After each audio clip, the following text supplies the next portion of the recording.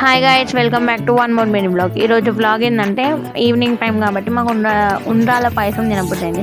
So ఉండ్రాలు లేకుండా తింటున్నాం అన్నట్టు వాటి పాయసమే. సో ఫస్ట్ అయితే నేను హాఫ్ కేజీ బెల్లం తీసుకొని ముందుగానే నానబెట్టేసుకున్నాను. సో బియ్యం పిండితో చేసుకుంటున్నాం కాబట్టి బియ్యం పిండి అయితే ఇట్లా జల్లెడ పట్టేసుకుంటున్నాను. చాలా డేస్ అంటే 2-3 డేస్ బ్యాకే పట్టించుకొచ్చాను. సో ఇట్లా జల్లెడ పట్టేసుకొని ఈ పిండిని అయితే ఒక బౌల్లో తీసేసుకొని దాంట్లో కొన్ని వాటర్ యాడ్ చేసుకుంటూ మేమైతే మంచిగా కలిపేసుకుంటున్నాము. సో ఉండ్రాలు లేకుండా కలిపేసుకోండి ఇట్లా మంచిగా, అయితే మంచి ఉంటుంది. సో బెల్లం అయితే మంచిగా కరగొట్టేసుకోండి, అది మంచిగా కరగాల బెల్లం పాకం. ఈ వీడియో మీకు నచ్చితే లైక్ చేయండి, ఇంకా సబ్స్క్రైబ్ కూడా చేసేసేయండి. సో వీడియోలో చూపిస్తున్న విధంగా ఇట్లా కొంచెం పల్చగానే కలిపేసుకోండి. సో చూడండి, ఇప్పుడు బెల్లం ఇట్లా ఇంకో కొంచెం ఉంది కరగనీకి, చూపిస్తున్నాం కదా వీడియోలో చూపిస్తున్నట్టు ఇట్లా మంచిగా బెల్లంని కలిపేసుకోండి. సో ఈవినింగ్ టైం వ్యూ మాత్రం బాగుంది గైస్.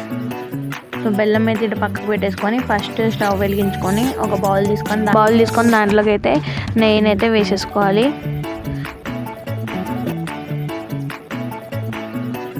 సో నెయ్యి అయితే వేడెక్కాక దాంట్లోకి ఇప్పుడైతే బెల్లం వేసేసుకోవాలి, అది బెల్లం పానకం.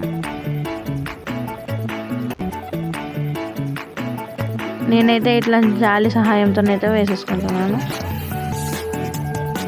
సో ఇది వేసుకున్న తర్వాత ఒక 10-15 మినిట్స్ మంచిగా అయితే దీన్ని మరిగించాలి. సో నా దగ్గర అయితే ప్రజెంట్ డ్రై ఫ్రూట్స్ ఏం లేవు కాబట్టి వట్టిగానే చేసేస్తున్నాను. ఓన్లీ ఇలైచీలు తప్ప నా దగ్గర ఇంకేం లేవు. 4 ఇలైచీలని దంచుకొని దీంట్లోనైతే వేసేసుకుంటున్నాను.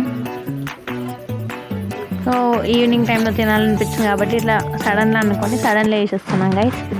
సో చూస్తున్నారు కదా ఎంత మంచిగా మరుగుతుందో బెల్లం.